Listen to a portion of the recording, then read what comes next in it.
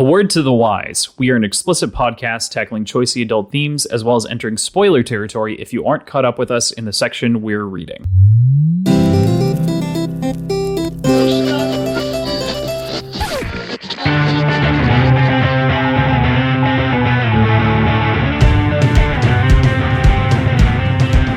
Hey there, this is Cross. And I'm PJ.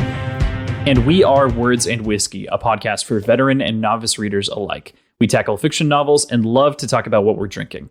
Think of us as your drunk weekly book club. Guess what I did this week, Crossland? You took notes. I know what you did this week. I did take notes, but more importantly, I fucking finished a book. Oh, that's true. Yeah, that's also a big deal. Both of those things are big. I mean, yeah, it feels good. And I fucking hate you for leaving me here in this place of not continuing to read the story. We got at least a week of recording the wrap episodes and other things like that. A couple weeks. Well, we got a couple weeks. Yeah, because we're spacing up trying to catch up the recordings to us as they get published. So yeah, I mean, but also you're going to be here, and we're not going to record a regular episode while you're here. I think we're going to try to record a short story episode while you're actually physically next to me. And I have a plan to make you play Galaga with me in between like chunks of the book. So it'll go interestingly. We'll see how it all fares in the end. We'll see how that goes. But yes, yeah, we're gonna hit a small pause on the whole story while other people catch up with us. So it'll be. I don't want to. Yeah, you've infected me. Yes, that's excellent. I hate you for it. With my reading sport, I love my you for it, but I hate you for it. Yeah. So with that note, we're going to be talking about and discussing the end of the book. So from chapter 39, Proctor's Bounty, to the end of our first book in the Red Rising series. So before we do that, let's talk about what we're drinking. What are you having?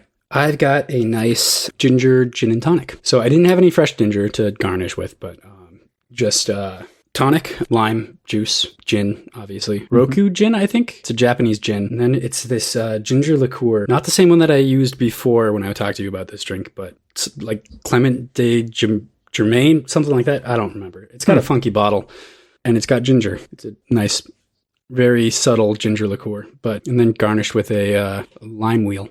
And to follow that up, I've got one of my old-time favorites that I haven't had in a while, and that is a red IPA called Fixed Gear from Lakefront Brewery out of Milwaukee, Wisconsin. So kind of a throwback favorite. I used to drink this all the time. I love this beer. Somewhere between an amber and an IPA.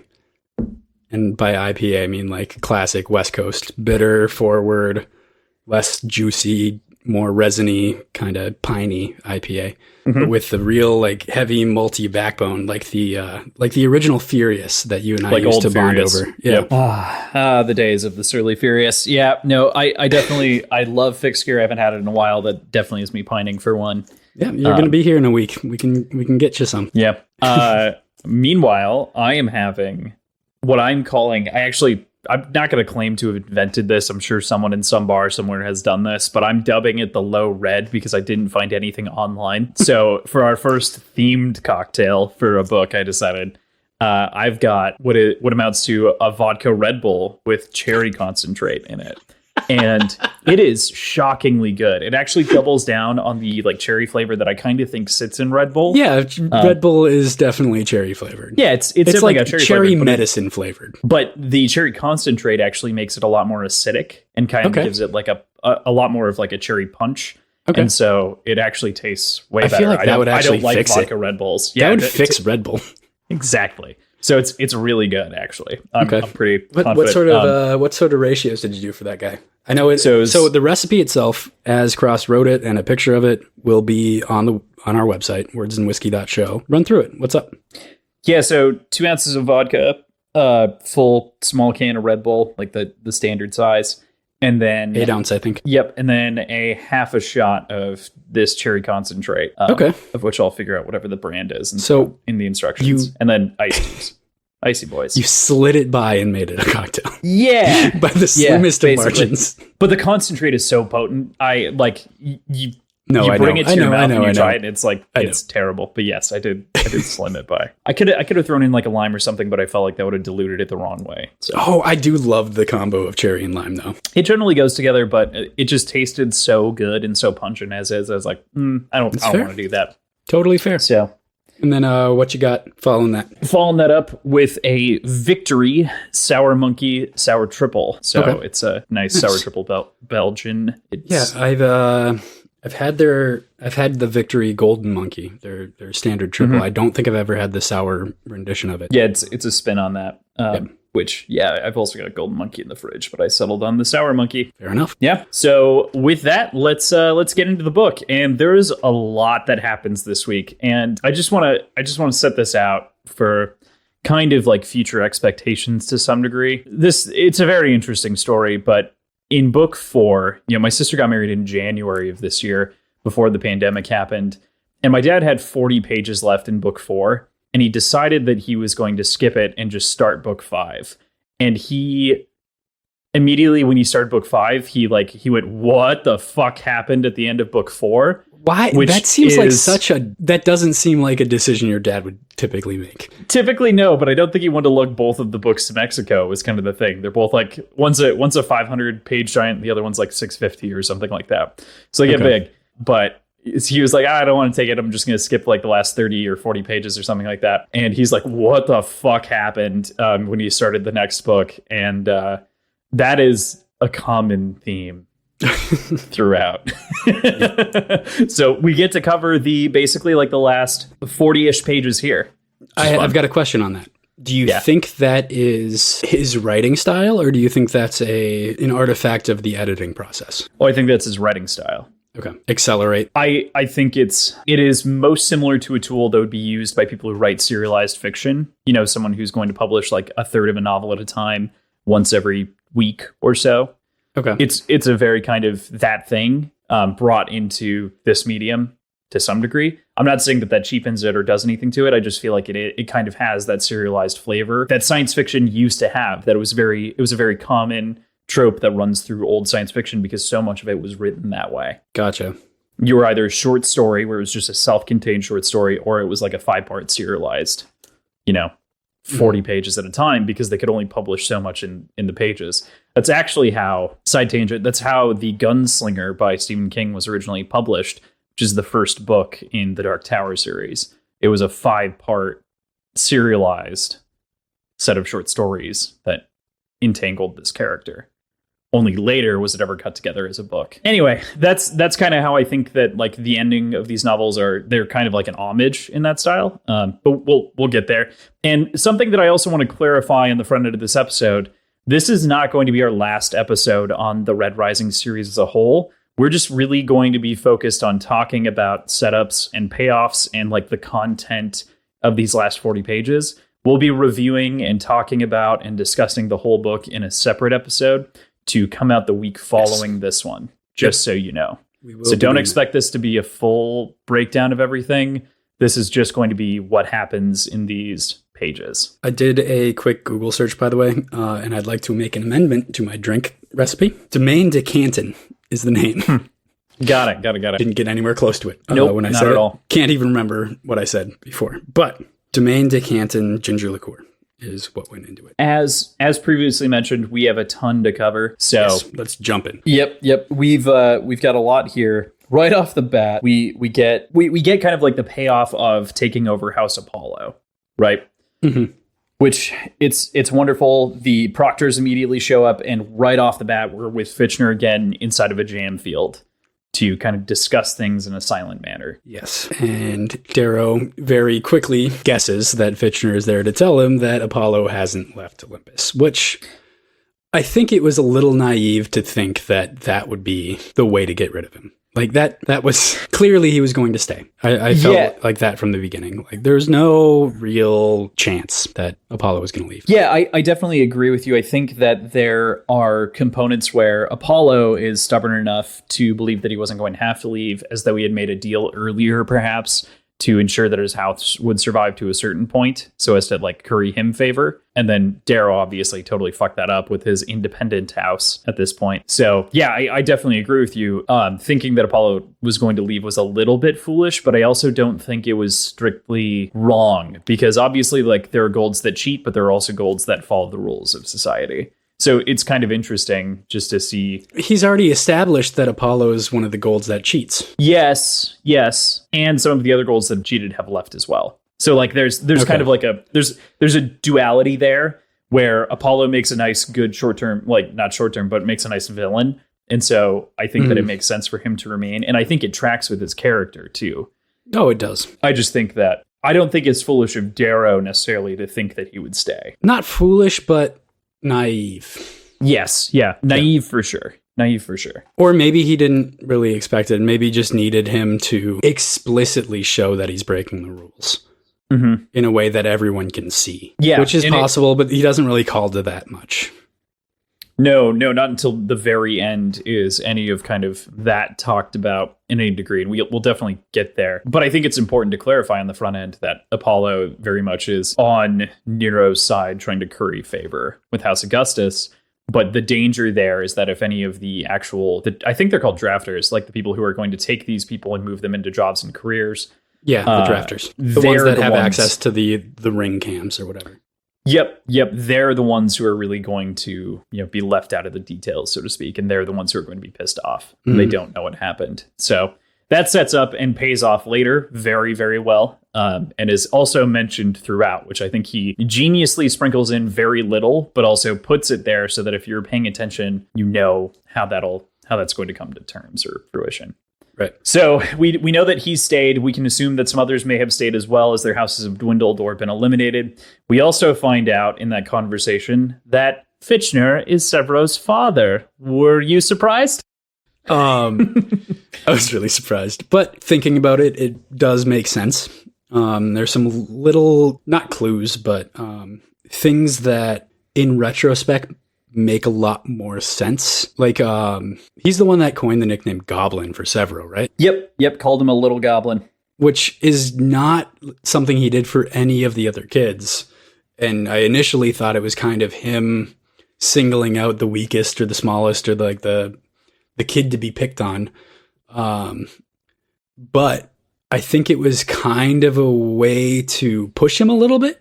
Push Severo, knowing that he was probably there as fodder. Like, he's not a dumb guy. He knows that his son was chosen in the bottom half and therefore was probably chosen as no less by a Fitchner, sacrifice. though. Like, that's the interesting part of this, right?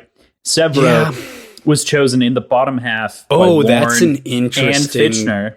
Right. It does raise an interesting question, because they're ultimately the ones that pick for the houses. But would it be favoritism to choose your own kid early? I think so. And so drafting him so late is interesting. Also, he killed Priam, right? So that's kind of part of the reason that he also gets the moniker Goblin, because he really wasn't supposed to.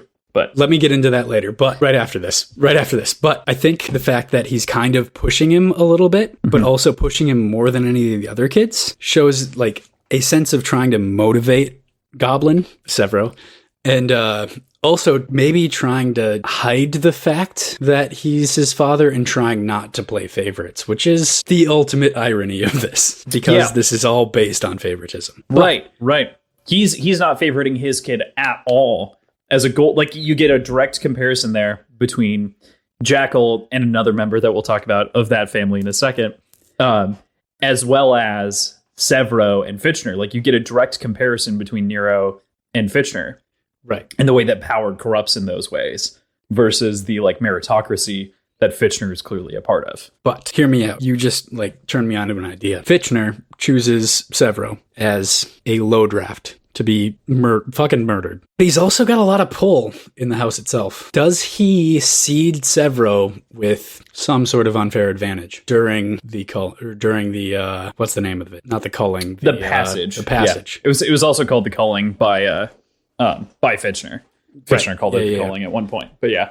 So like that's possible. And in this passage that we're reading right now, he clearly is fairly passionate about how far his son can go in this world and how it's unfair that he can't go farther. So if he holds the values that it's unfair, he has the power to do something about it. And it's not unreasonable that he could have done something to give him a little bit of an edge.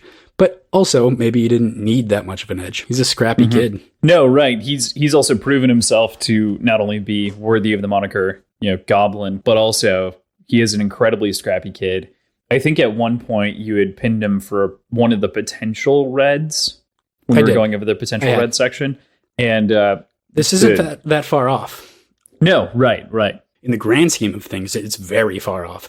But in sort of the sense of scale that we're talking about here, he's kind of also one of the lowest. He's a similar outcast to Darrow, not identical. Yeah, totally. Which, I mean, they had that conversation earlier. Severo talks to him about like not having the same privileges growing up and wanting to rise as much as he could and knowing that he probably can't get as far as somebody with the pedigree that Darrow has, hypothetically, allegedly. And that also kind of speaks to the idea that maybe Fitchner and Severo have talked about this and hold similar philosophies about what it means to be a gold. And we'll get into more later because there's a lot more that Severo does. Yeah, there's a lot that Severo, there's a lot in this section. Like 40 pages packs so much of a punch. It really does.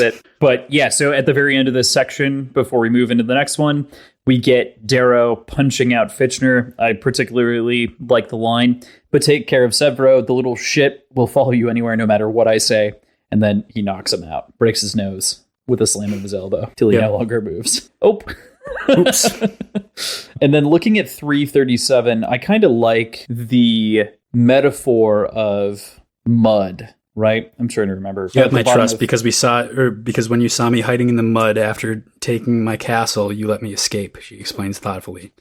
And I have your trust because I pulled you from the mud when Cassius left you for dead. Yeah, right. And I love kind of the other component of this too. And so what I was trying to talk to you, thanks for pulling up the quote, is that not only is there that dichotomy between the two of them of rescuing each other from the mud and the trust that builds, but also in a way, Mustang going back for Darrow also signifies like her kind of reaching, like I think it speaks to how Gold has the ability to reach down to Red and lift them up, but they choose not to more often than not. Whereas Mustang in this situation doesn't know what she's doing, but it ultimately is that sort of move in the background. To us, it's interesting or for us, it's kind of dramatic irony in the fact that we know that he's a Red and a Gold is saving a Red. So I had a couple thoughts on that. One is sort of the idea of being in the mud. And Darrow finds himself there often, not only literally, but figuratively as well. And I think he kind of does it on purpose because he knows those are sort of tactics that so exist and are effective. Oh, there's a lot of cherry. Yep, right at the bottom. Oh, no. It just kicked me in the throat. You're good. The tactics. You're saying. There are some sort of very effective tactics that he implements throughout his entire time at the Institute that nobody else really considers or even like puts a second thought to, such as the howlers being sewn into the bellies of the dead horses. Even Mustang, she makes the connection that there's a trap, but never considers the idea that they're hidden in horse carcasses. There's also, I was proud of this sort of thought. I actually wrote this note down. He's playing dirty because they're playing dirty. Two different sort of meanings of the word dirty there. But he's getting kind of in the shit of it because they're cheating. Mm-hmm. Totally. But he doesn't seem to really be cheating at any point. He's working with what he's got. He's not breaking any rules because if he were to break rules, he'd be eliminated, I would assume. Mm-hmm. And also he doesn't have the capabilities of breaking rules. I was going to say, it's to your exact point. It's not like that they go low, we go high. It's they go low and we go nasty, but within the rules. Yeah, exactly. We go where no gold has gone before. Because he's not a gold. He's not a gold. Guys, I have a secret about Darrow. He's actually a Red. Weird. Isn't that strange? Don't tell anyone. So right after that, they very easily take the castle, and we're introduced to Lucian by way of the Siege of Jupiter's house. What do you think of dear Lucian. Before he becomes the Jackal, what do you think of Lucian? I didn't trust him at all. Did you think that he was the Jackal, though? I had a feeling he was. Okay. So, simply because anyone that would come out and surrender like that, I feel like wouldn't have lasted this long in the game. So it really kind of made my spider sense tingle. It threw flags. Sure. I didn't know if he was the Jackal or somebody working with the Jackal. I had some suspicions, and those were confirmed later. But yeah, I didn't think he was actually named Lucian. It's nuts. So the part of this that I also really, really, really like is sort of Darrow's intuition that something's wrong in the same way that your intuition was, right? So he convinces his primary lieutenants, who kind of know what's going on, to go away. The rest of his troops go along with his ploy of acting drunk, even though earlier in the previous section, we knew that the grapes that were grabbed from Bacchus's castle weren't wine, and they all like act along with him as he kind of instructs, and all of the lieutenants kind of come in and out. Doesn't even instruct, just leads, which was interesting. And really, true. Like kind of a testament to how well he's trained this army and how much they trust him. Yeah. Also, this chapter does a great job of building up Pax. Oh yeah. Yeah. Oh god, I fell in love with Pax here. Right? It's so unfortunate. Oh no, Pax. We'll get there in a second. I think Mustang's reaction to Lucian is also pretty telling. It's right there on the surface. She's very clearly like shocked and also unwilling to give up the knowledge of anything to Darrow, right? Like she doesn't want to overplay Darrow's hand on her own. Like she's smart enough to know and understand that it's the Jackal, but also like if Darrow's planning something or playing at something, then let him play at it because maybe he's got a strategic upper hand that she's unaware of. I don't know what it was, but something. There are a few things in this chapter, and they happen to be things that you highlighted that I like called as I was reading it, and I actually like thought about this while I was reading this this chunk as like Mustang leaves and has some like I can't even remember what she said or like her description, like how she looked or whatever it was, but I'm like, oh, I wonder if she's got to be that guy's brother or something. Or that guy's sister or something. Like,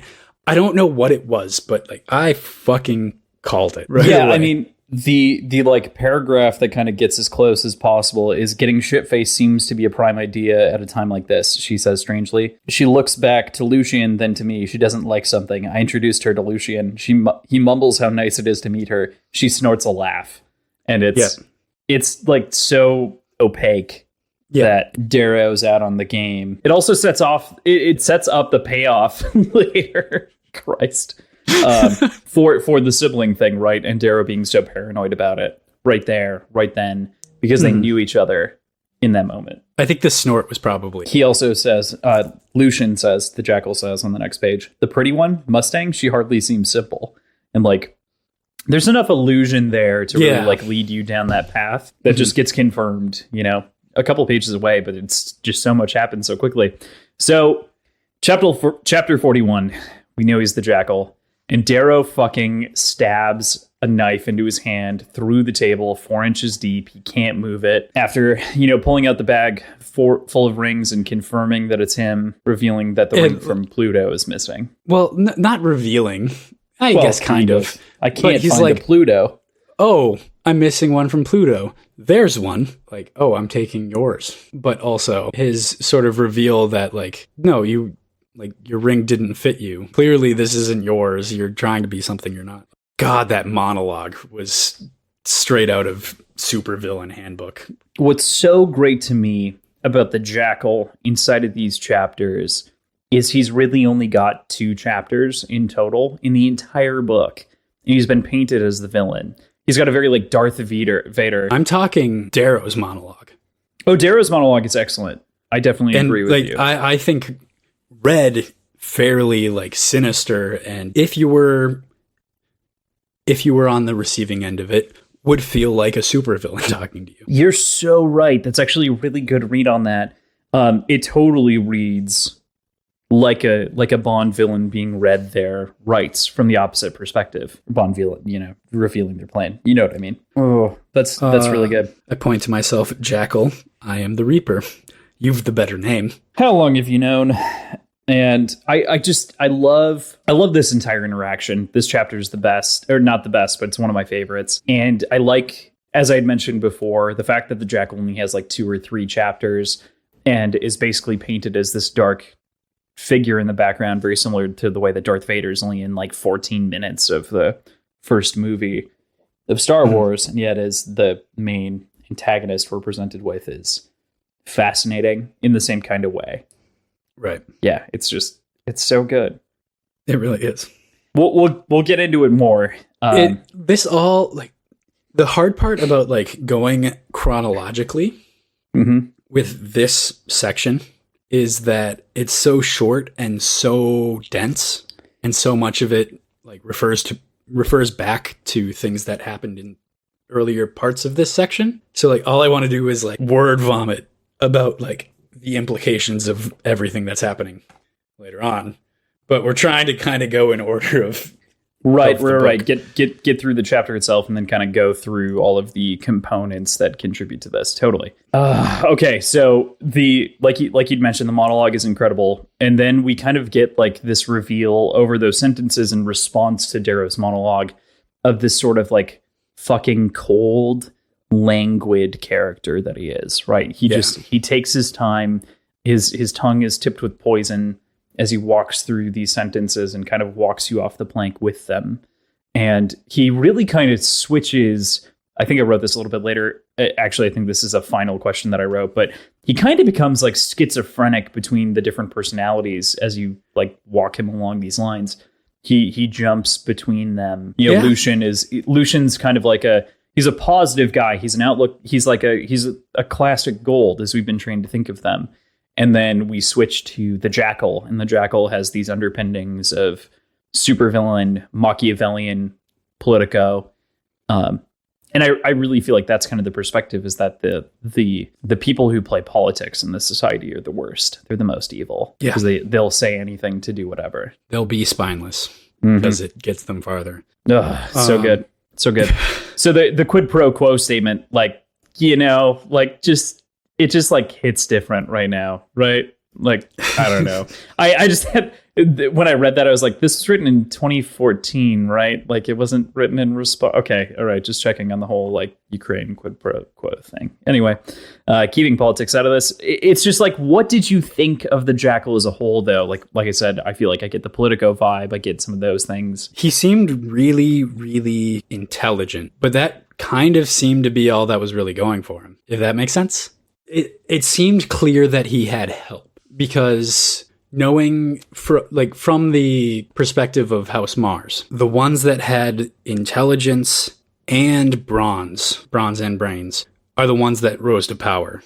The ones with straight intelligence made a nice little space for themselves towards the top, like Rogue. Antonia, yeah. But they weren't the ruthless leader that the Jackals kind of set out to be. So it was kind of clear to me that somebody of this disposition in this situation kind of had to have external help in order to gain a following. See, so I think he gained his following without question. I think within the house, he was set out to like be Primus, or was probably set up to be Primus to some degree, sure. But I think in almost any situation, he would have done well. However, I think he was obviously amplified to do way better. The reason that I say that he did well is specifically because he was unable to kind of get help within the caves when he was underneath all the rock and had to eat kids. Right, we get that. He just seemed in a second truly disturbed by it. No, I felt like he didn't seem like I'd do it. I'd fucking do it again. Like, I did what I had to.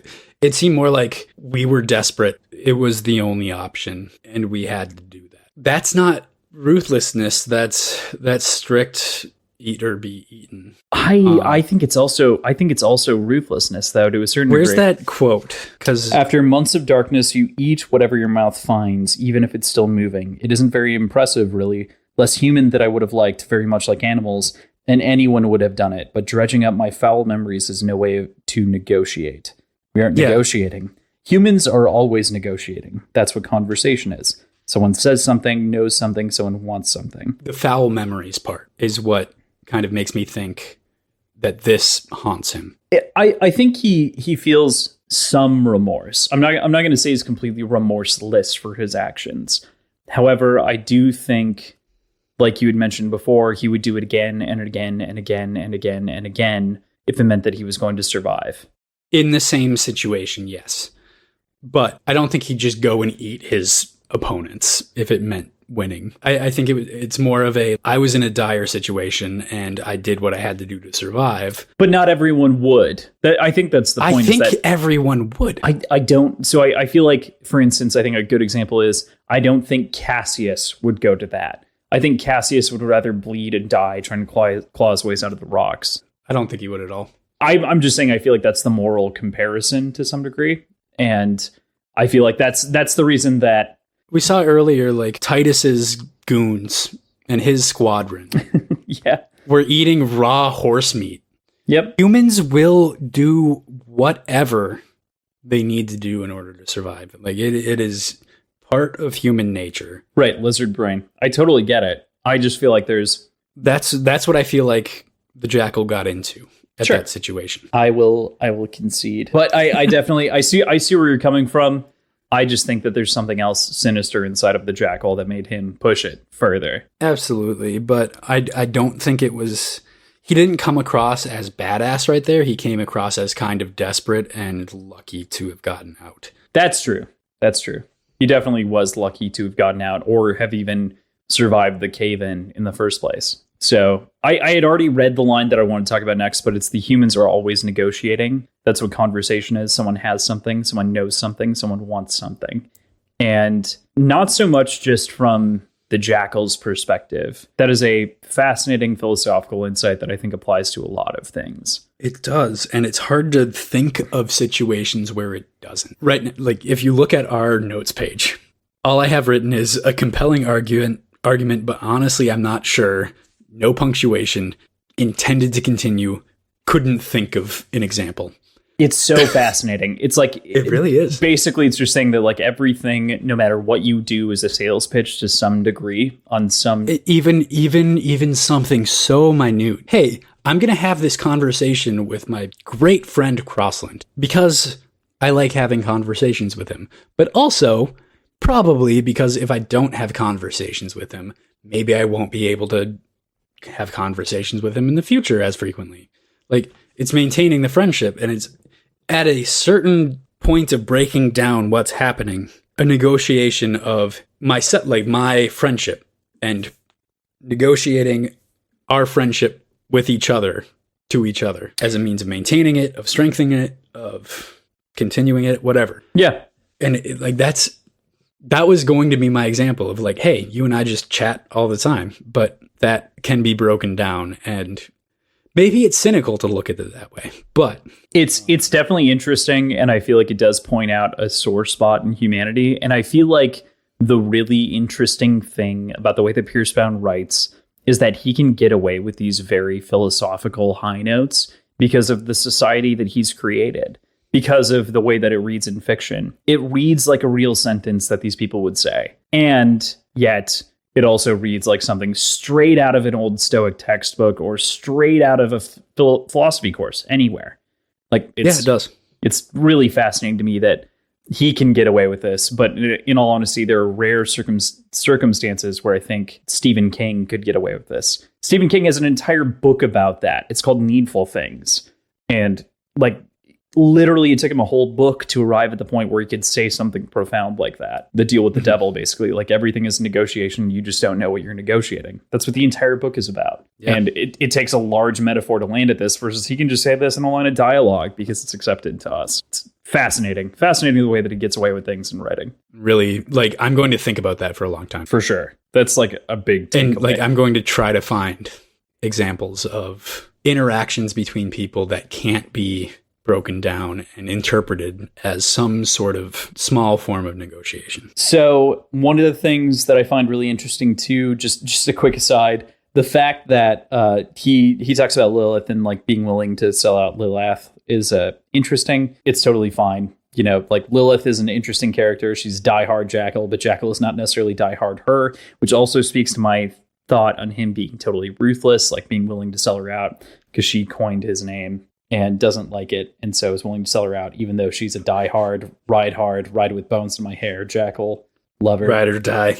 Basically. But they called the howlers toadstools, which is... That was pretty funny. It's funny, but it's also like kind of a punch in the gut because we think of them as the howlers, and it's like, oh man, he thinks toadstools? Okay, all right. They're all the short, weird kids. I'm not convinced that he actually thinks that. Oh, I don't think so either. I think everything that he says is calculated and intended to drive a rift between Darrow and his followers. So I didn't take a whole lot of weight to that comment. It was a good comment though. So the next point of conversation is kind of out of text conversation, but I like the line that happens on page 348. We were enemies as children, now let us be allies as men. You're the sword, I'm the pen. I know that Pierce Brown listens to and likes pop punk music. I question whether or not he's a fan of the story so far. Not that that's the first time that the sword and pen has been used in literature. It's been used a ton of times. However, knowing that he's also a pop punk fan leads me into, did you though? But I also like the line. Yeah. I mean, and it does make sense too. Mm-hmm. Like he's appealing to the fact that everybody's kind of been forced to grow up and mature a lot in the last year. And also it's a really good situation for Darrow to find himself in.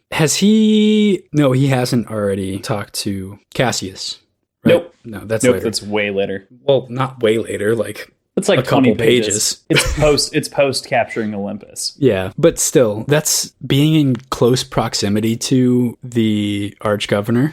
Probably pretty tempting. Mm-hmm. Yeah, it is pretty tempting until you win a spot by the Archgovernor's side. Then it's like, I'm better anyway, and I earned it.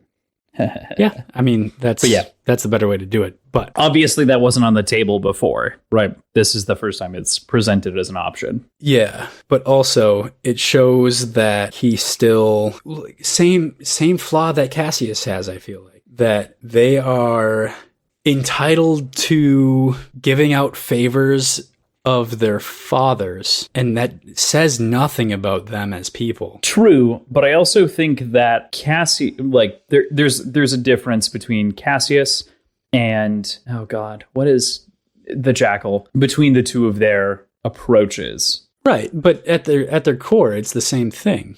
I don't think so. So yes, they're offering the will of their father. However, I think Cassius is writing a check that he can't cash. And I think the Jackal is knowingly able to bank on his dad supporting his decision. Does that make sense? It does. That's a good point. But also doesn't say anything about the merit of him as a leader either. I think it specifically does say a little bit more about Adrius / the Jackal. Did you just Google I did. I had to search. I could not remember the name for the life of me. I didn't put it in the notes yet because I hadn't gotten there. But yeah. So Adrius, I also try not to put spoilers in the note just in case you look at them early. But I think that this also speaks to Adrius's ability to break it down and to think about it and be tactical in offering things that he knows that his dad would agree with, which I think speaks to his leadership, as opposed to Cassius. It's just like, these are my friends. They did well. I wouldn't have done well without them. Please give them a job. Like, I feel like it's a beg versus a play. Yeah, I think that is a good call. It's like a 10% difference. It's like a 10% difference, but it does feel significant enough to mention. It's a difference in approach with the same outcome and the same sort of flaw in that they are swiping daddy's credit card, his social credit card. So moving on from that, I love Pax's dialogue as he comes back after being shunned to go walk in the rain, but in reality he was purging the tunnels of House Pluto. Which was great as in terms of a scene that we didn't see. It was awesome. And also speaks to exactly. So it speaks to the way that it could be shot, where this scene could totally be shown. You could 100% show this as Darrow is revealing through his monologue, right? So Darrow says something and then you cut away to Pax cleaning out the tunnels and being like, you probably had tunnels underneath, or you had the cellars. In the adaptation, just because we got to bring that up, Has that been confirmed? I feel like it has. Fun fact about Pierce Brown, he is also a screenwriter in addition to writing these. I believe he was a published author before he was a screenwriter. He has submitted, written, sold a lot of scripts. I don't know that anything has been published where he has overt credit. There's some rules with the Writers Guild that are interesting and weird. So there may be something out there that he's published that doesn't have his name on it because it was either minimally his and another writer can claim more credit on it than he can, blah, blah, blah. His predominant source of income are the books and screenwriting together. Right. So no, I get that. But I feel like there was a publisher that 2018, he wrote and started shopping around the series and said at the end of this year, we'll either have an update on book 6 or the series. Okay. So one or the other will have an update on it because they've chopped out the pilot into a couple of places. There is definitely interest. It's just a question of, do they want to do it the way that Pierce wants to do it? And I think they should. I agree. Because he's also a fucking screenwriter. Like, let him do it. That said, monologuing and showing Pax in the tunnels would be pretty fucking cool. Of course. Totally agree. Do you see how this could be like Game of Thrones in space, though? I can, yes. Yeah, it's basically Game of Thrones to space. But, like, it gets better. It gets even better somehow. Game of Thrones meets Harry Potter in space, almost. This first book is noted as the worst book in the series, but it's still pretty damn good. In a jar to this entire conversation, as starting this podcast with you and talking about this book, I've had a lot of people message me about the first 50 pages being really tough to get through, and that first section almost turning them off, which I know we literally talked about on the podcast in episode 2. And the entire rest of the book validates it, but it can be really hard to move over that 50 to 60 page hump right at the beginning. Mm-hmm. But the rest of it is so worth it. It's just, it's a little bit of a slow intro. Everything pays off so well that even thinking back on the series, I neglect the intro, but I also still think about EO's dream and things like that and the way that it's set up. And I don't feel like it's a waste of space of 50 pages. They're just things it's not a waste, but it definitely pales. It does. It does. Because the series shifts kind of tonally and everything else. That's something we can talk about more in the wrap up, but I just want to like put in 2 cents right there. Oh, it's just so good. Like it reads so different. It feels like it's written. Yeah, just wait until Golden Sun. Just wait until Golden Sun. You'll lose your mind. Let's continue. Humans are always negotiating. We said that. Oh, I love Pax's dialogue. God damn it. That's what I was talking about right before this. Pax's dialogue and we talked about the adaptation. He is just built up as such a cool character, and we get a little bit of his humor.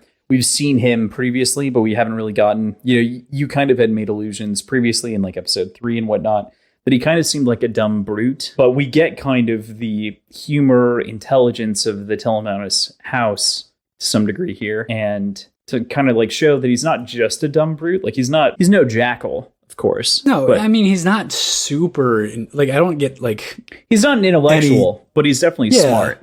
He's charismatically brutish. Yep. Totally agree. And the way he laughs, that gets everybody kind of amped up and like... Yeah. It's the full bellow. It's like it's the Gimli laugh, Exactly. But Severo saying, I think you've taken bigger shits than him, Pax. Prime have. More colorful ones, too. He's drab as a brown. Mm-hmm. Just poop jokes. Just in the middle of all of this is just poop jokes. Mm-hmm. And I love it. Yeah. And it also, like, Pax's character is fully on display here. I feel like it's really important to talk about because he ultimately does also die here. But his character, so Jackal ultimately makes the call to saw off his hand after Darrow offers it to him as a way out of the room. He totally takes it because he truly is the Jackal, right? In an inhumane way. Well, inhumane in some perspectives, but for himself, he's like, fine, it's a hand. And he just starts slicing, and we get a visceral description of what that's like. And he reaches the bone of his wrist and needs to break it with the knife. And Pax says, no, and hands him an ion blade to cauterize and cut it off. Mm-hmm. And that both speaks to the Jackal's insanity and also Pax's humanity, where he's like, you know what? I get that you're willing to go through with this. I'm not willing to see you suffer through the pain. Here's a tool that will make it easier. And the Jackal then uses said tool to kill him. It's like some of these 2 pages are easily the 2 most brutal pages in the entire book. Easily. Yeah. God, I love Pax. I felt a real personal connection to Pax for some reason. I don't know why. I really enjoyed everything about him. Yeah, man. I don't know if I've mentioned this, but my external hard drive is called Pax. Is named Pax. And I have not mentioned that. My main hard drive is called Morningstar. Yeah. Interesting. I am 100% on the Pax as an excellent person train, and he is nothing more than like a stand-up example of what I think Gold Society always wanted to be, which is the self-sacrificial. We are better only in the ways in which we can also enhance and empower others, and anything else that we do is custom. Like everything else, like the duels and everything else, he treats as strictly honorable custom. Right. Even like when he was dueling Darrow, he smiled before the duel because he knew that it was going to be kind of fun for him in the way that pays off. I just think that Pax is the honorable example of Gold, along with Cassius to some degree. Not as honorable, but like similar. I think exactly as honorable. Like Cassius also betrayed the fuck out of Darrow, though, like in protection of his brother, but like just for his family. Right. For the honor of his family. And like strictly for his house, like his name. And I think that is, while not in line with reasonability, is absolutely in line with honor. So they're 2 different examples and 2 very different situations, but I think both very good examples of what they intended to mean Gold Society to be. Totally. I definitely agree with you. Telemanus. Pax out, Telemanus. So one question that this kind of brought up is, it's been a long time since they talk about any healed by the Medbot. What are the kind of situations where they're able to come and intervene? Is it only like if they kind of get hurt and they get taken away?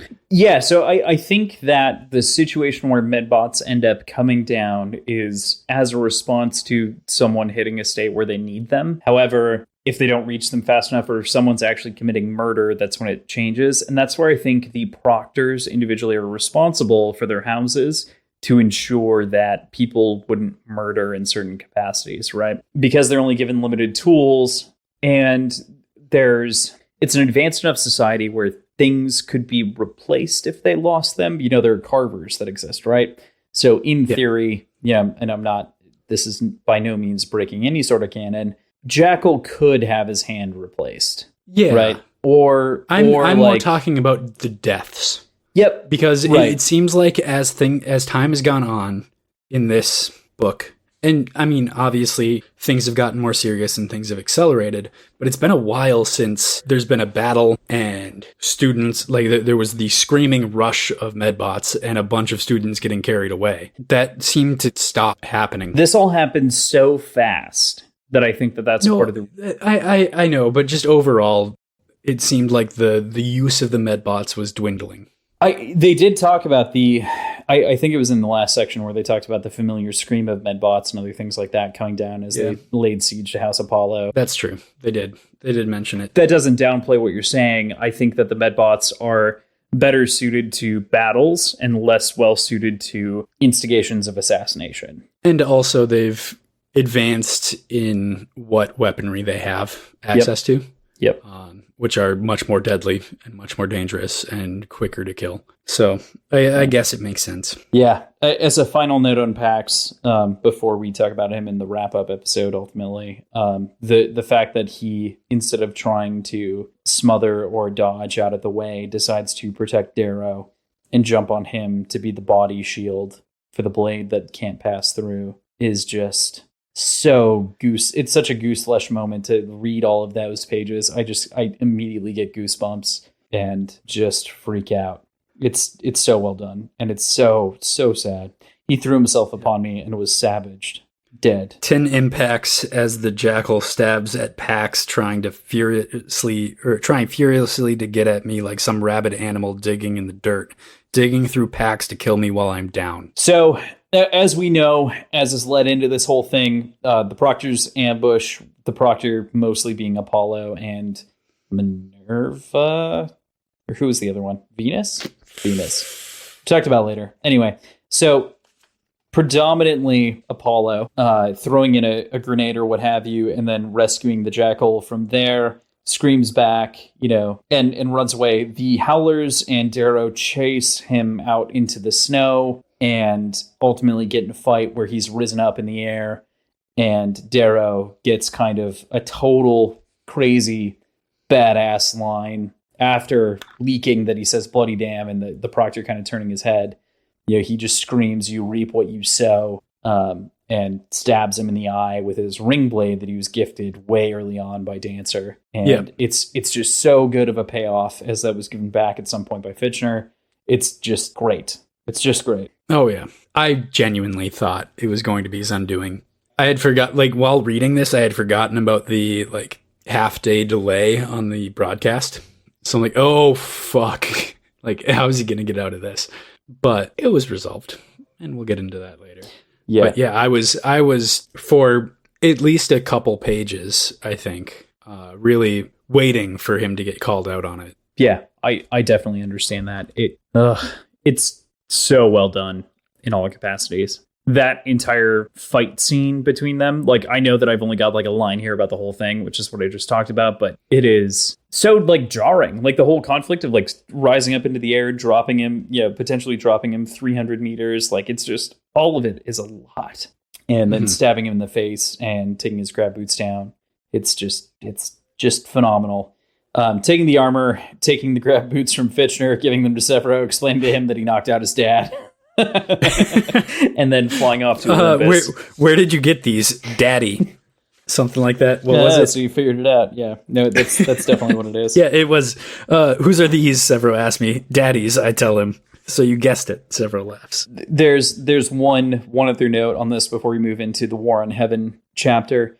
Chapter 42 is the all of the people. Oh, sorry. Before going on from that, just continuing what I was just reading off. So you guessed it, Sephiroth laughs. He's locked in Apollo's dungeons. The stupid pixie, he laughs again. They have an odd relationship.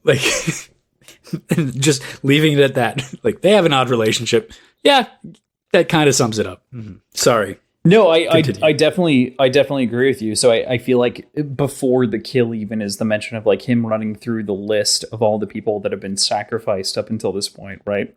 So my stomach sinks, not again, not like Father, not like Io, not like Leah, not like Roke, not like Pax. They will not kill her too, Mustang. The son of a bitch will not kill anyone because they had abducted Mustang, which then becomes the core goal, which is an interesting shift. But it also makes sense. It's so passionate. Everyone else that he's cared about up until this point, to his knowledge, has died. And so it's just you don't get to claim anyone else. Well, not everyone. He's still got Neril and his mother. And... No, but of the people he listed, everyone was dead. Right. So all of those. I mean, he was explicitly listing people that he cared about that died. We get handed back a win a little bit later. But so we go to war, the War on Heaven. War on Heaven was... I looked at that page. What page is that on? 40. I think earlier I said page 40, and it was actually the top of chapter 40, or the bottom of chapter. Yep. So, to make that correction, I know I made a mistake. Top of, page 355 on our copy. The War on Heaven. I looked at it. I'm like, oh, well, that's bold. And I know they're going to do it. I know they're going to win. Yeah, but, and it's a fascinating chapter.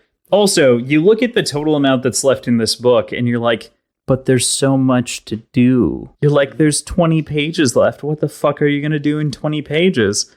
And that's where my dad's former comment of skipping 40 pages. It's like, dude, you've read 4 of these books. How did you not know that the last couple of pages were going to be super important? So anyway, speaking of the title of this chapter, chapter 42, The War on Heaven, just that being the header kind of tweaked, I think, or influenced what I imagined when visualizing what was going on and what Olympus looked like, in that all I could think about were the corrupted heaven maps of Diablo 3. True. Totally. The real kind of ivory pillars and sprawling elegance.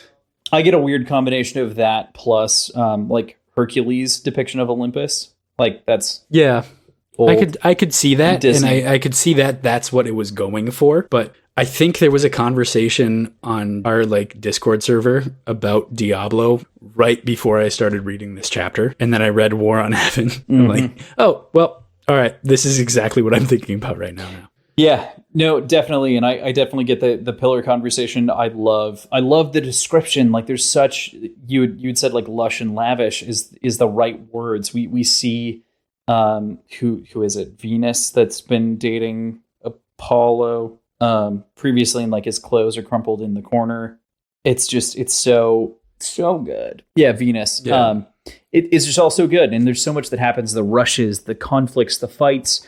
Mercury, like a drunken sailor, but also at the same time, while he's acting so drunk and so flourished, I don't know. He's just moving through the air in such a refined way. He reminded me almost of like Sir Davos, or not Davos, Game of Thrones, the dancing teacher. Yes, right off the bat. I forget his name as well. I know who you're talking about. The guy in season 1. Very, very similar. And it's also remarkable because Mercury was the house that almost picked Darrow, right? Was it Jupiter? The guy who coined like what do we say to death? Is that what it is? What do we say to death? Right. Not today. Right. So my point being though, that guy. Definitely. And it's a better payoff, kind of, in a way. He's kind of a villain, but he's not really. Yeah. Like he doesn't die, right? Like he doesn't. What does he? No, he gets tied up in the end. Here, Jupiter is the one who does. Okay. Which is also sad because the armor would only fit Pax. Womp. Yeah, this entire section of like capturing heaven is just so great.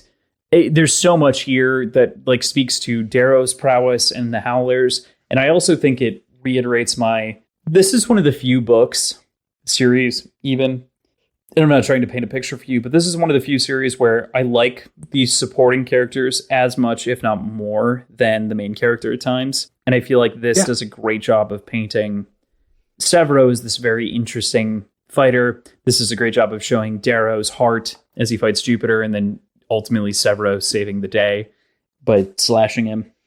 It's just right. All of it is just so good. As I mentioned, it's literally in the notes, it's a chef's kiss. Like, this entire chapter is just perfect. I couldn't imagine it any other way.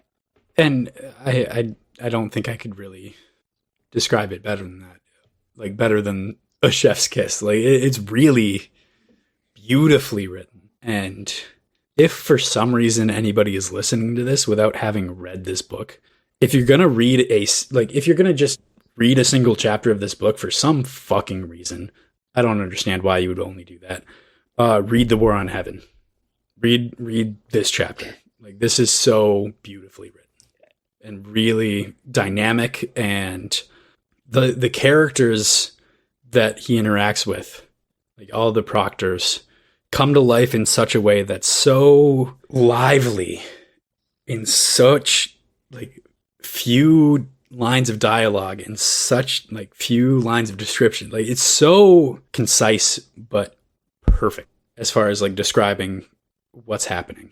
Really, really flourish. Like, there's a huge, subtle, concise, great flourish to everything that's in this chapter.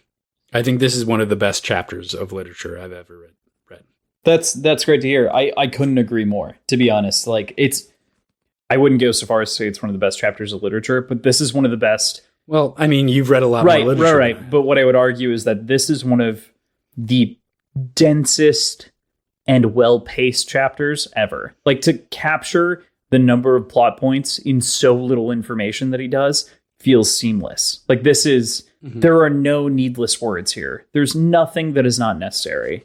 You could cut nothing out of this chapter and have it be okay. It's literally like, 8 pages ish, and there's so much here. Something like that. Like, it's so little. 8. No, it's not even 8. That. Is it? Including is it 8? Okay. the page that is half of it taken up with a title card. So, like, oh my god, it's so good. And ending it with, now we have all the axes. Yeah. Yep. that a special like counter argument back to everyone else. They're going to go back and take down. They're basically have to now, after they've captured Olympus, have to make sure that they actually win the regular game. Does it really matter at this point, though? I mean, it does. It clearly does, because that's the way the rest of the book is told. But so Yeah. the last test, right? Chapter 43, the last test. He's we kind of get the like reintroduction to love and feeling and emotion after this really action-packed chapter right before that Darrow has. And there's so much of Darrow that just wants to take Mustang in this moment. Take as in like engage in any number of ways, but just decides to like kiss and like not move further than that because the image and the memory of EO is so strong in his head that he chooses not to because he's unwilling to move on from that. She's supposed to be kind of in a holding cell, right? Like in a holding cell in the way that she also has like a mattress with pillow feathers. You know, the bed is grand, sheets of silk, mattress of feathers. Well, so that's what I'm saying is like we are in a luxurious, lush place. Like if this is the place where they're holding their captives, well, it's fucking ridiculous. So, like it is so lavish. Agreed, but also we know in post that this is the archgovernor's daughter. So that's like they're not going to put her in a cell. But we know that a little bit later. And she good point. You cut down my argument. But she chooses to sleep on the floor. Do you think that's out of defiance of like who? All right. Actually, that opened like you pointing out that she's the archgovernor's daughter, and maybe they're giving her some special treatment. That opens up this argument. Do you think her sleeping on the floor, like choosing to sleep on the floor, is an act of defiance? Like, fuck you, I'm not going to take your like special treatment, and I'm going to sleep like a fucking prisoner because that's what you're treating me like. 100%. You think that's the reason? 100%. Okay. I totally agree with that. Okay. I think because the reason that Darrow seems to kind of explain it away as is like she's so used to sleeping on the cold like floor of the cave or of the forest or wherever they find themselves. That maybe a nice soft bed is too much to handle. But I think it's a naive thought. Thinking about it, I think it's probably more of an act of defiance. Yep. I totally agree. I think it's Mustang defying everything, that all of the advantages that have been given to her brother, she has not been presented with. And so she continues to defy like secondhand love, basically. Yeah, so here's the quote. For so long we have had to hide where we sleep. It must have felt so wrong lying in perfect comfort, even with sedatives in her. She tried breaking the windows too. I'm glad she didn't. It's a far drop. Okay, the breaking the windows thing is kind of interesting to bring up. What do you think of that? I hadn't put a thought to that, but the first thought that I had was Monty Python and the prince like going out the window. Not gonna lie, that was literally the first thought I had that on this reread was like, I think this is the second time we've talked about that scene. A huge Facts of Land-esque scene. Yeah. Well, yeah, that's probably the most common quoted scene, but there's so much more to it. That scene is so good. Yeah, it just feels like it's a quintessential moment where it's like obviously it makes no sense for her to try to jump out the window, which is the only reason that she hasn't. Well, and she didn't successfully break the window. Right, and she also could not, which is interesting because she is also willing to choose death over acceptance of some secondhand inheritance. Like I'm saying, she's obviously not the focus of Nero, and so she kind of rejects that. So but that's something I was going to bring up right now. Well, we don't know that right now, but that's something I will be talking about later when we get sort of to the end of the game. Let's continue. So we return with talking to Fitchner, who's been rescued from the dungeon, right? And he cues into a couple of things with Darrow, his position, and compares him with the Jackal and their utter disregard for their own lives, and also reveals that Virginia is a sister to the Jackal, which we've already kind of talked about. So, okay. But let's talk about the first part first. Kind of alluded to it. There's a really kind of powerful quote right in the middle of 367. My mother had a dream that I could be greater than anyone in my family, greater than the name Andromedus. The name of my father. fake father, fake family. Point still the same. I'm not a Bologna, not an Augustus, not an Octavia Alun. I smile wickedly, something he can appreciate. But I want to be able to stand above them and piss on all their gory damn heads. Fitchner likes that. He always wanted the same, but he found that without pedigree, merit only takes you so far. That frustration is his condition. Which is great. I think this is where Darrow really breaks through to Fitchner about why he is so motivated and doing what he's doing. Because I don't think Fitchner really understood his motivation. Yeah? Why do you think he didn't understand it? Because he's always kind of talked to Darrow like he was some prestigious rich kid that had all the opportunities in the world presented to him. Like all the other golds that he kind of has to deal with in the like high drafts. You don't think that he knew that from his draft card, though, that his family was dead? Because like everyone else knows it. No, he knew his family was dead. And poor? I'm saying that like the way his family was raised. Sure. Okay. They were supposedly kind of high-ranking, like a high-ranking family of the asteroid belt. Sure. That's a little far off, but still kind of high-ranking. Yeah. Yep. Is kind of the story that was painted for him. Totally.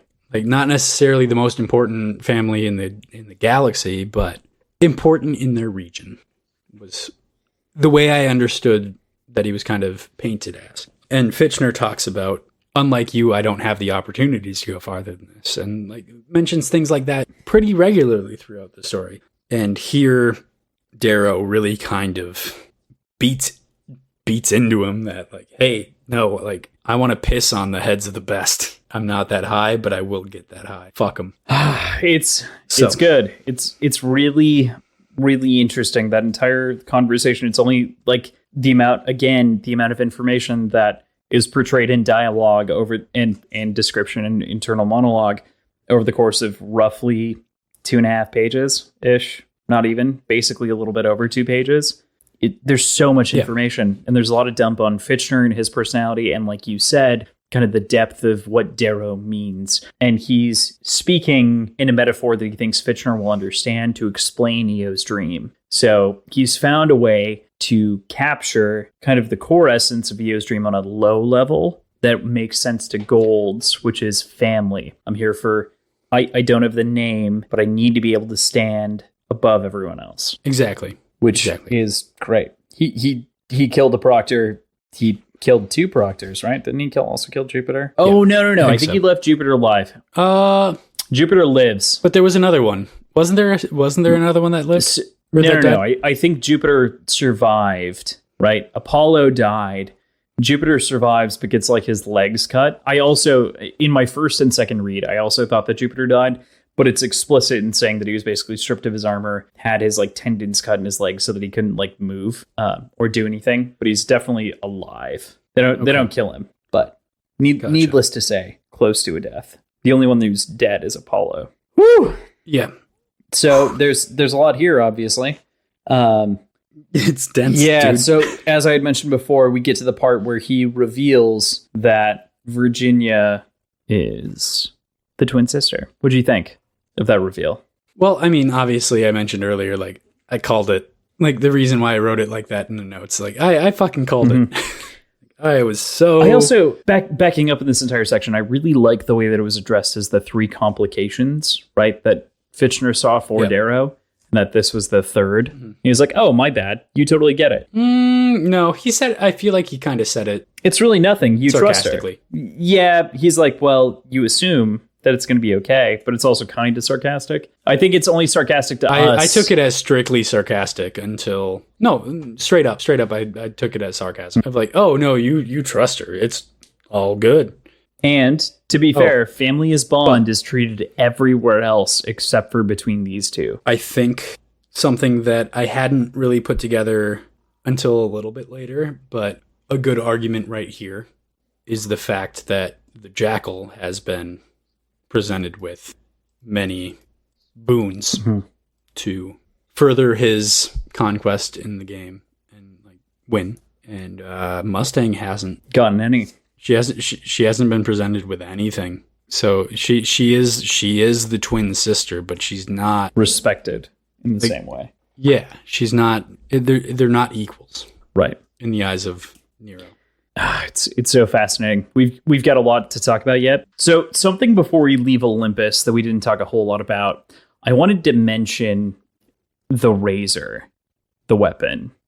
What do you think of it in combat? Like as it was talked about with Mercury and otherwise. It's a little ambiguous, I guess, or it was a little hard to understand exactly what it was in its initial descriptions. But it seems kind of like and it was described as a whip, sort of, that can be at will straightened.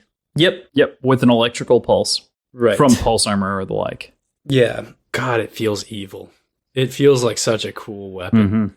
I can neither confirm nor deny how cool of a weapon it is. I really want one. Uh-huh. I would have so much fun just cutting stuff. Man, with this first book barely plays with the idea of the razor, and it's so exciting to move forward and to like think about it more and think about the rest of that. It's so good. Oof. Anyway, I just want to make mention of that before we move on to the rest of this chapter, which is basically the three complications as we had kind of briefly mentioned before. The third of which was Mustang being a part of the house. The first was Darrow needing to duel Cassius in order to retake Mars, and the second being society and the implications of raiding Olympus and the nepotism of the arch-governor being exposed. How was that going to be handled? So he's like, if you can overcome these three things, you'll do great. So the first thing on the menu is Cassius. So we immediately go down and seek to reclaim House Mars. And man, we're immediately presented with these three people on the crosses on Calvary Hill, basically. Calvary. Yeah, no, it is. But I think it's the hill Calvary, not Calvary Hill. Anyway, it's a specific. Calvary Hill is a sledding hill. Yeah, in St. Cloud. The point there being that Calvary is the place at which Jesus and the two other people were hung on crucifixes for crimes that they'd committed. Antonia, Vixus, and Cassandra. Cassandra actually being dead. Antonia obviously having betrayed at some point and sold out other people. And Vixus also similarly being hung. Pollux, one of the original goons that liked Darrow, is not up there, which is good. Yeah, that's a plus. Good for Pollux. It is good. Yeah, it's like if one of Ursula's like eels escaped and decided to side with Sebastian. Like, no, I don't fucking like that. I don't like that chick. I quit. I'm going back to this. That'd be an interesting. It's a sticking point. That's a fun cartoon. We should make that. Red Rising, a Little Mermaid story. Okay. Poor unfortunate soul. Cartoon. Yeah, true. There's so much that happens in these pages. We finally find out that the defenders are super glad to have the Reaper back. They're very excited. They've also obviously been under siege, and they've been stricken with a number of things over time. And Roke lives. He is quiet as he hugs me. Unrecognizably skinny and kind of decimated. The three lines, right? So it's just three lines. They're quick. He is quiet as he hugs me. Then his body shudders like Pax's did as he met death. Except these shudders come from joy, not pain. Roke lives. It's so reaffirming. I know you had speculated earlier that Roke was dead, and I just didn't. You said you convincingly said that not only was Roke dead, but also that he and Leah were in on a conspiracy with Antonia. Okay, I might have. Not only did you might have, we argued about it for literally an hour and 20 minutes. Okay.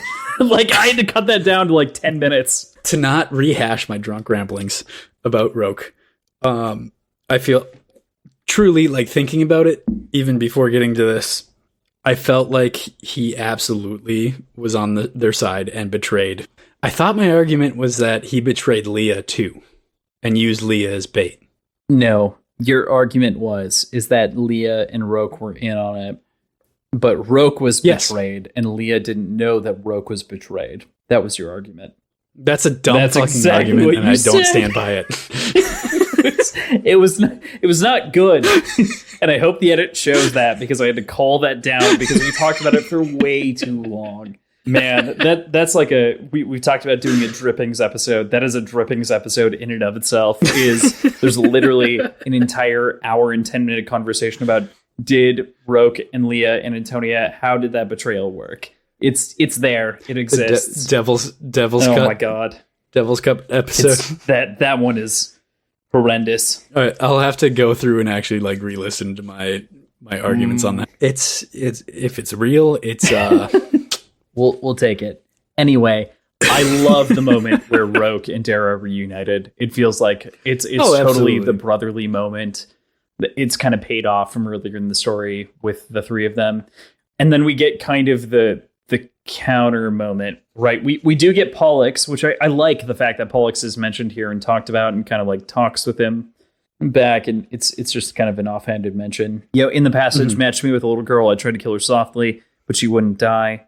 We've got it raw, but at least we're not reds. You register, and oof, like it's a tough read. Pollux is clearly like a central gold, if that makes sense. Like he's not swinging towards rebellion, and he's not swinging towards like red or golds are the best, but he's definitely the racist middle or classist middle. So that the next sentence or the next word, Righto. it's both the next word, the next sentence, and the next paragraph. Righto. It is italicized and it is not quoted. Yep. So it is red blue speak. Yeah. It's also the sort of confirmation from, how do I describe it? It's the kind of cynical confirmation from Darrow of like, yeah, we're going through some shit, but it's still nothing compared to what I've grown up with. Is it? So I feel like how do you take that? I disagree with your positioning, but I feel like you're on kind of the right track, if that makes sense. So like, I think the righto is, if we take it to like current standards, right? It's like saying, well, at least we're not X ethnicity. And he's like, well, I secretly am X ethnicity or group, right? Like it's admittance that while he might not appear on the surface, he is a part of that minority. Yeah. Well, yeah, I think we're saying the same thing. Sure. With maybe slightly different emphases. Emphases. Yes, that's how it reads. Yeah. No, I like I said, I feel like we're just arriving at it in different trains of thought, but I feel like we're on the same-ish page. I think we're on the same page. I'm more focusing on the inner thoughts of Darrow when he says righto, and I think you're focusing on the fact that he's a red and thinking the term righto. Right. So there are complications because he thinks righto, which is a red thought. It reminded me, like, that particular moment feels very 1984 Orwellian, where like they talk about doublespeak and like they talk about like him holding back his thoughts in his head because it is doublespeak and he doesn't want to say it out loud. It feels like that, like a thought crime does. So that was my immediate impression. But yeah, it's great. So we move on from those moments and we move into him confronting Cassius, who is kind of like a decrepit, despotic king sitting on his throne with the Primus hand. Well, even before that, right after Righto, there's he leaves and I'm alone in my old castle. Titus died on the spot where I stand. Blah, blah, blah, blah, blah. Bloody slag. Why did Mustang have to betray me? Everything is dark now that I know. And she hasn't betrayed him yet. But he assumes she has because it's the way that every other gold has acted in present tense, with the exception of Roke and Severo, who are incredibly loyal to Darrow. Yes, but so has been Mustang. And Mustang has also exhibited so many things that are counter to what golds are in the eyes of Darrow. I agree with you, and I think it's important that her morality rides that line very finely, which I think is great, because she also has abided by the means originally with her house, right? With House Minerva, is she rode that moral line as far as she possibly could for as long as she could. But since she joined houses with Darrow, she hasn't been questionable. Like, nothing that she's done has been questionable. However, with the additional information that she is a member of House Augustus and everything with House Augustus being pointed against Darrow, both when he was a red and a gold, it's easy to see where Darrow, feels like she's aimed against him. Even though we have that perspective. I can see it. That maybe it's not. Like, and I don't think she would be. It still feels like maybe there's a chance. But there's too few pages. There still is a chance. But also, the phrase is, why did Mustang have to betray me? And there has been, to this point, there's only been assumptions. There has not been an actual betrayal. He assumes that, but he specifically assumes that Mustang ran off to support her brother. And so that's where he views it as betrayal, which obviously it's shown at the end that it's not betrayal. Misplaced. It's totally misplaced faith. We do, at this point, we only have 10 pages left or 11 pages left in the book. And so there's so little time left to like really digest a thought of what a betrayal would be on that level, where it feels improbable that it is a betrayal. So it kind of feels anticlimactic to a degree, unless it were to go in or feed into the next book. Especially at that sentence, I was quite confident that Mustang would not be betraying him. And so I disagree a little bit. I feel like that entire paragraph is designed to mislead you to believe that Mustang is going to betray him because of everything else, right? That's what I'm saying, is that it was a little bit too over the top. Oh, dude, woe is me, Mustang betrayed me. But there's no proof of that, and like it's setting you up for the expectation of failure and expectation of betrayal. It's both, and, though, like, right? So like it's both. It's both evidence and it's counter evidence, right? Like sentiment. Or would she betray her blood for me? No. If she would have done that, she would have told me before I gave her half my army. She would have took her standard 2 in series. Like he is both convincing himself that she did and she didn't simultaneously. So he's not fully convinced, but he's sitting there contemplating what it means. But at the very end, weighing it against the snap in Eo's neck, that's when it kind of seals it as like he's positive that gold always stands against him. And that's where he's like, well, I had to kill Eo because of these people. And so it does feel kind of like a final note where I agree with you. Yeah, well, I mean, I'm not taking it from the perspective of Darrow. I'm taking it from the perspective of a reader. And it felt so forceful about like, oh, Mustang betrayed me. Mustang is sure. This. That it seemed obvious that there would be a switch and a twist. Oh, she actually believes this. But I felt like there was more compelling evidence to say that she wasn't an ally to her brother at all. Yeah, I would agree. And I feel like the line that I would write is like 60-40, right? So I can see where people... I was entirely convinced that she was not going to betray him. Like specifically at that line. Okay. But I just advocate for those that were maybe misled. And that's where I think, but like I agree with you. I think it's easy to see either way, because Mustang at a certain point, like I said with the mud line, and this is where I really want to call back to that, is they're on the same level. They have an appreciation that is similar for the society and what society stands for and what it should or should not stand for. Also, some dude just sideswiped my mirror in the parking lot. That was nice. Oh no! Okay, I'm gonna real quily. Go chase him down. Take a photo of his. I actually know. I know who this is, and I can see his license plate. Okay. Anyway, got it. We're not cutting that out. It's the Get Jeep. him. It's parked right next to me. You just hit my mirror. If it's broken tomorrow, I will proceed. But I'm not trying to like say like, oh, this was obvious. And no, I don't think you are. It's my kind of.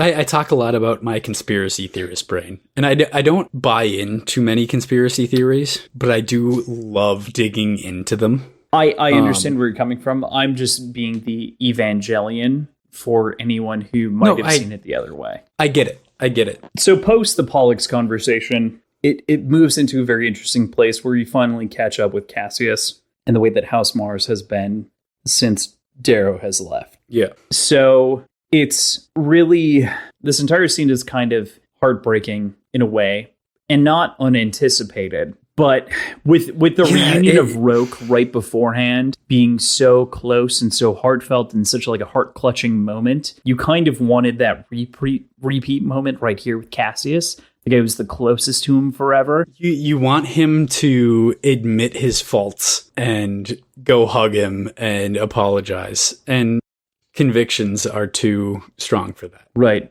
His family is blood. Julian matters too much. And we get the line on page 372. This is a blood feud. If we ever meet again, you are mine and I am yours. If ever again we draw breath in the same room, one breath shall cease. Hear me now, you wretched worm. We are devils to one another till one rots in hell. Yeah. Fuck. Yep. He essentially declared Darrow as his mortal enemy, which again ties into something in the future that I want to talk about, but I will wait for the sake of waiting. So we've got one more chapter to cover, which is really the end of everything else that is here. It's the final chapter, which is Rise to Red Rising, of course. Mustang, in a semi-shocking turn of events to some of us, does not turn against Darrow. And before we get to that point, the last paragraph of the previous chapter, page 373, if you have the hardcover copy that we're reading. I leave the castle through the spire. I am a red helldiver of Lycos. I am a gold primus of House Mars, and I'm going to my last battle in this bloody damn valley. After that, the real war begins. But there's the repetition of I am a red helldiver of Lycos, but now he's amended it like that's his heritage. The highest level that you can achieve in his home situation. And right now, he has achieved the highest level that he can in his current situation as a gold. Like he is the Primus and has essentially regained the official title as Primus of House Mars, the house that he was assigned to. Like he's very proud of his accolades and very vocal about them, even if only internally in this situation. But early on, he constantly says, like, I am a red helldiver of Lycos. Like that is prestige. That is the highest and most like respected position in his tribe. And now he is also, again, the most respected position that he could possibly be right now. He's very prideful of his accolades, which is not something that we've seen in quite a while. He's been relatively humble. Yep, but now he actually feels like he's claimed that prideful moment. Yeah, we talked about earlier in episode 2 or 3 when or maybe it was 4 even, when he makes the rank of Primus, technically speaking, how it's met with little fanfare, and how every accomplishment as a gold is met with so little fanfare. But now he's kind of internalized it, where it's not about the fanfare, it's about how he feels about it, the position that he's achieved personally. You know, even though it's for his family, it's for so many other things, he still feels a personal sense of accomplishment based on the social acceptance that he sees. Yeah. It's great. It's wonderful. Exactly. It is. It's no awesome. Question. So we're then met with, in chapter 44, Rise. So good. So we're reintroduced to Tactus. Tactus is reintroduced. He's talked about it a couple of pages ago as well, but assumed command in his absence. The man is a cruel beast, but he's my cruel beast. And then after Mustang delivers Adrius, the jackal, naked, bound and gagged with one hand, disarmed, in front of him, it comes as a semi-shock. Like you said, you had predicted it, you had thought it through. But I think to a number of people, it would be a lot to resolve within 10 pages. So it is able to be predicted, but it also feels like it could have been something that bled over between books, if that makes sense. In a different book. Like it could have been a longer plot line. It could have been. And I think potentially it still could be. I think echoes of it will remain and show themselves later. Tactus also says right there, like, bugger my gory balls right at the end. And it's like, I have one. The Reaper Darrow is one, which is great. And we talked about previously some of the things with Mustang and the openness and other things like that. So I feel like that feeds into this right here. There's an interesting note. Several might know more about Darrow since he said bloody damn and edited that out of the footage, right? And is also responsible for deleting said footage. Severo probably knows about Proctor Apollo and the things that went on there. What implications do you think that has into the future? Well, he certainly knows. He clearly knows. Where is the exact 376, quote? 3/4 of the way down. Audio in the storm was... Severo is near me. In his eye, I see a subtle difference when he looks at me. The conversation we had when he finished editing the tapes was short and frightening. It echoes in my ears. The audio in the storm was scrambled. He said he couldn't make out the last words you said to Apollo, so I deleted them. One of my last words was bloody damn. So, like, he knows. He clearly knows, but also he's maybe unsure about what to think of it or how to react to it. Because I think that's the last time Severo talks to him, as far as this book goes. So that it leaves a lot to be played with. I think what will happen, based on how Severo has always sort of talked, is he'll have maybe even more respect for Darrow. There is such a huge cultural brainwashing that happens in this society at all levels that maybe even though their ideals align, he'll be seen as, he would be considered a terrorist, I guess, or the equivalence of my sort of interpretation of this is maybe Severo is wrestling with how to comprehend the knowledge that he's just received. Or, I mean, there's no obvious, like, definitive answer, but the use of bloody damn is low speak to the nth degree and is a dead giveaway for red communication. Yeah. I definitely agree. I feel like there's something there between Severo and Darrow that will be explored going forward. It's good to think about that in Recompense. So yeah. I think it'll be strained for a weird reason. And not that like, oh, I think there's going to be something weird that comes in and strains the relationship. I mean, Severo is going to be wrestling with what to think for a while and is going to be acting strangely until he kind of comes to grips with how he should actually approach what he knows or what he thinks he might know. And it'll be very, very compelling drama. So the final sort of conversation around the book stems mostly around the end of the drafters with Augustus and everything else that kind of paves its way out on the last 8 pages here, right? We're quickly met with our climax and then a resolution that's very quick. And we find out that Darrow chooses to become a member of House Augustus based on an offer from Augustus, which is just so wild. He sacrifices his meaningless last name of Andromedus to become a Lancer of House Augustus, like an honorary son, basically. Right.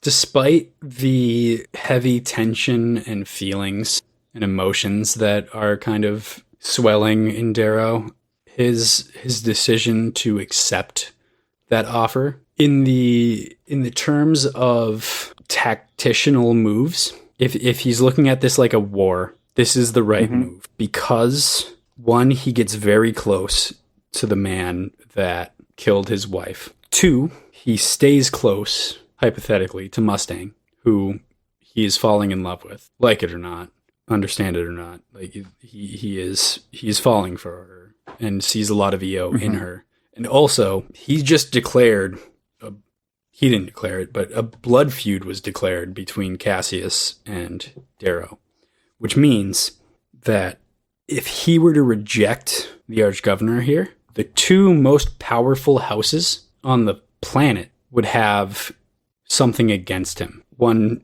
being Cassius, the number 2 house, the Bolognas, and 2 being the Archgovernor being rejected, A, and also having defeated the Jackal, the son and heir to the Archgovernor's like power. And it kind of leaves him in this weird sort of really difficult uphill battle where his best bet is working with the Rage Knight, who we don't really know a ton about right now, but doesn't seem to be a very popular or charismatic leader. And it'd be a really kind of slow uphill grind towards gaining power. He's kind of only really got two options, right? Like you had said, there's Lorne, we don't know a whole lot about right now, who's the Rage Knight. He's one of the 12 Olympic Knights, but we don't know a whole lot about him. And we also have Augustus as an option. So we've got first and third, and the Bolognas are almost entirely ruled out because of what Darrow did to Julian and the blood feud there. Like, there's no way that Cassius and him can exist on equal playing fields inside of the Bologna hierarchy. So he really has to choose between first and third. What does he choose? Well, he's going to choose first, even though it's with like literally his arch nemesis. Well, but also he knows Mustang didn't betray him. I'm not talking the whole house. I'm just talking Nero with Nero. But I think the whole house has to come into play. I think it does. I agree. So I just listened to our most recent podcast, and the one that just got published, and we talk about how the golds. You ask, like, I mentioned that the golds are probably inbred fucks, and you're like, do you think that's really true? And I'm like, I think it could be. So this is relevant because I have no idea what implications come with being a lancer of a house. And it kind of seemed like he'd be considered part of the family. Yep. So pursuing a relationship with Mustang would be hypothetically, part of the family. And your position was, and I agreed with you, was that I don't think they really cared about incest in general. But that is something to consider, and something that was probably on Darrow's mind when making that decision. Mustang was probably on his mind when making the decision of accepting the offer.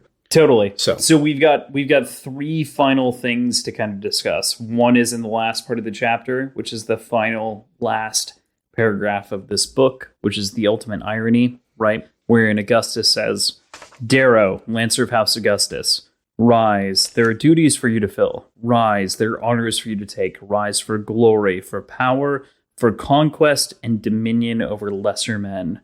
Rise, my son, rise. And that's the end. That's it. That's it, folks. Man, it's so good. So before we've got two other questions, like I said. One, the end of the book raises questions about the future. Where do you think the series goes from here? Give me a snappy minute answer. I think Darrow becomes the next book. Darrow is met with a montage of kind of training to be sort of a hand of the archgovernor, and learns the tools of the trade and learns what it means to lead in the real world, and compares it to his time at the Institute. I think he is probably knowing how the archgovernor was focusing on his son and basically ignoring the idea of his daughter, who are twins, but like clearly he was focusing all of his attention on his son. And then even mentioned at the last couple pages, he was spending all of his attention immediately talking to Darrow and not like reconnecting with his children. I think there will probably be some sort of forbiddance of him and Mustang meeting and dating, and that rule will go broken. I think he will have the first opportunity to tell someone and trust someone with his secret that he is a red. I'd like to think that'll be Mustang. Sure. I don't think it will be. I think it'll probably be some sort of slave, some sort of high red or something that he works closely with, that maybe has connections to the Sons of Ares. I don't know. I think those are the things that'll happen in the first couple chapters. Okay. All right. And then the final question before we leave Red Rising for the most part behind before our final analysis episode. What was your favorite part of this week's reading? The fight with Apollo. It was as physical as it was emotional, and tense in both physical and mental ways, in that he slipped up and said bloody damn. There was a lot that there was a lot of the line, a lot of tension, a lot of drama. A lot that transpired, for sure. And it was so there wasn't anything wasted as far as like words go, and there wasn't anything left too much to the imagination. Like it was very well balanced in how much was described in what transpired. Love it. There are a lot of moments in here that are great. I think I agree with you. I think it's hard for me to neglect my personal favorite inside of the section is the bit with Roke and the like reemergence of that brotherhood. And just like that moment where Roke is alive and we had all assumed him for dead for the most part. You'd assumed him for betrayal, potentially death, is just... Apparently, I assumed him for dead. You not only assumed him for dead, genuinely, I don't... that he completely betrayed Darrow. And it's so... It's okay. It's okay. Did... But... I stand by that part. I stand by the part where I assumed he was betraying Darrow. That tracks. I don't know where I came up with the idea that I thought he was dead, because the way I remember it is irrelevant because we have it on record. So true. So what I want to talk about next is going to be what we're doing next week that's published. So next week we are going to release our wrap episode for the entirety of the Red Rising book. With that, for the first time ever, we have a special guest. So on our wrap episodes, we like to feature someone else who has read the story that either we know or who we invite onto the podcast, having some sort of special relationship with the story. And even sometimes, hopefully down the line, fans, we'd love to have other opinions. Yep. Our thought process here is I've had my brother jump in on the series for the first time. He's reading this along with us. And so my brother, Bingham Shaw, is going to be our guest next week, which will be really interesting. I'm pretty excited. He's been live texting me his opinions as he goes through. So he's got some. Needless to say, it'll be a good episode. I'm very excited for that. And then beyond that, Bingham's a little shithead, and I love him. I love him like a little brother. It'll be exciting for sure. I am so psyched for that, and I'm also very excited for us to post that. We're going to have our normal crunch week, and what a crunch week is for us is going to be a Monday reveal after this episode, after that wrap episode. We're going to do a Monday reveal of talking about Golden Sun. We're going to do a short story in the middle of that week. And then the week we'll also do a preamble. So in the week following our Red Rising wrap episode, we'll have our typical 3 episode crunch, which will wrap up to about like an hour 45-ish, fit inside of the normal space. It'll be very exciting. We're stoked for you guys to hear it. Yes. Cool. It's going to be a lot of fun. Thank you for listening to Words and Whiskey. Thank you for listening to Words and Whiskey. We hope you've built up a tolerance to us. Subscribe to us on your preferred platform like Overcast, Stitcher, Spotify, iTunes, or whatever else you use. And check us out at our website, wordsandwhiskey.show. We filled our top shelf with our favorite cocktail recipes as well as other important information for you. Check us out on Instagram and Twitter at wordswhiskeypod. All those links and more can be found in our show notes.